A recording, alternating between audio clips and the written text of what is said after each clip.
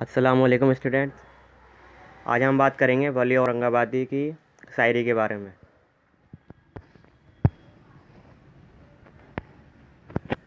ولی کی شاعری کی مقبولیت دور اول سے دور حاضر تک برقرار ہے۔ ولی نے عشق مزاجی اور عشق حقیقی پر شاعری کی ہے، جس میں لڑکے اور لڑکیوں کے بیچ کے درمیان ہونے والی باتوں کو بیان کیا گیا ہے۔ اس میں ان دونوں کی محبت میں مبتلا رہنے کے متعلق بات کہی گئی ہے۔ ولی نے بڑی خوبصورتی کے ساتھ محبت کی بات کو پیش کیا ہے، اور ان کی شاعری ایسی ہے کہ ان کی شاعری کی مقبولیت صرف اور صرف عوام میں رائج الفاظ کا انتخاب ہے۔ ان کی شاعری میں دہلی کے لال قلعہ اور جامع مسجد کے آس پاس کے بازاروں اور میلوں ٹھیلوں میں بولی جانے والی زبان کے الفاظ کو بڑی خوبصورتی کے ساتھ اپنی شاعری میں استعمال کیا ہے، جس سے وہ ان پڑھ جیسے افراد بآسانی سمجھ لیں۔ ولی اورنگ آباد کے رہنے والے تھے۔ یہ اپنے وقت کے سب سے زیادہ مشہور شاعر تھے۔ ایک زمانے میں خیال تھا کہ یہ اردو کے پہلے شاعر ہیں جن کا کلام دیوان کی صورت میں مل سکا ہے، لیکن یہ خیال اب غلط ثابت ہو گیا، اس لیے کہ محمد قلی قطب شاہ کا کلیات بھی مل گیا۔ ولی کا احسان صرف دکن تک محدود نہ تھا، بلکہ شمالی ہند کو بھی اس کی ذات سے فائدہ پہنچا۔ ولی کو سیر و سیاحت کا کافی شوق تھا، ہر صنف شاعری پر قادر تھے۔ کلیات ولی دیکھنے سے معلوم ہوتا ہے کہ ولی قریب اردو کے ہر صنف شاعری پر قادر تھے۔ غزل، قصیدہ، رباعی، مستزاد، قطعہ، ترجیح بند، مثنوی کے علاوہ کچھ چیزوں پر اور بھی ولی نے طبع آزمائی کی ہے۔ غزل کے دیکھنے سے معلوم ہوتا ہے کہ ولی کے یہاں تغزل کے علاوہ اخلاقی مضامین وغیرہ بھی موجود ہیں۔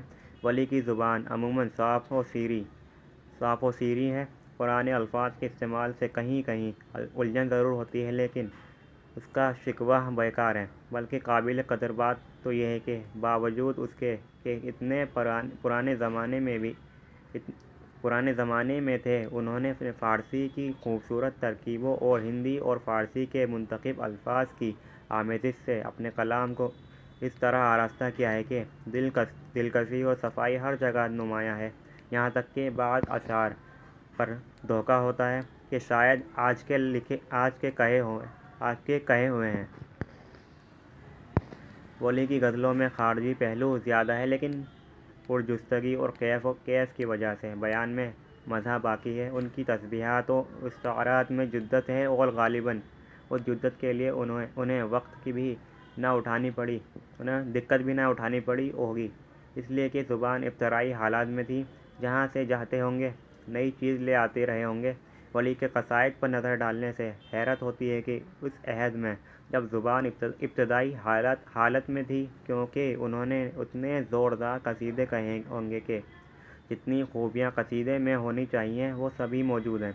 شوکت الفاظ بھی ہے، زور بھی ہے، اور مشکل زمین کے ہوتے ہوئے روانی بھی ہے۔ ان کے قصائد میں محاکاتی عنصر بھی خوبی کے ساتھ قلم بند ہوئے ہیں۔ ولی نے دہلی میں آ کر یہاں کی زبان کا اتنا اثر لیا کہ دکنی زبان اور محاورات کو کم کر کے دہلی کی زبان اور محاوروں کو اپنے کلام میں تیزی سے جگہ دی۔ نتیجہ یہ ہوا کہ ہندوستانی الفاظ اور مقامی اثرات جو اردو زبان میں آ رہے تھے کم ہونے لگے، اور فارسی الفاظ و تخیل